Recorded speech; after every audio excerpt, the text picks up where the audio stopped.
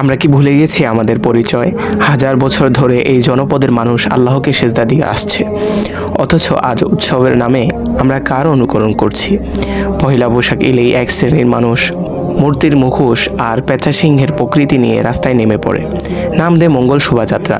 অথচ একজন মুমিন হিসাবে আমাদের বিশ্বাস হলো মঙ্গল বা কল্যাণ দেওয়ার মালিক একমাত্র আল্লাহ।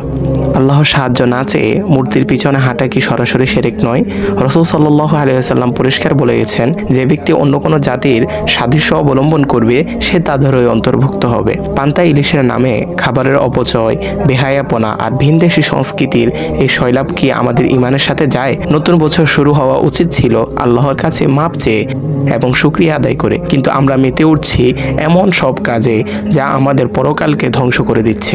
সময় থাকতে সাবধান হন, উৎসবের নামে নিজের ঈমানকে বিক্রি করবেন না। আল্লাহ আমাদের সবাইকে হেদায়েত দান করুন, আমিন।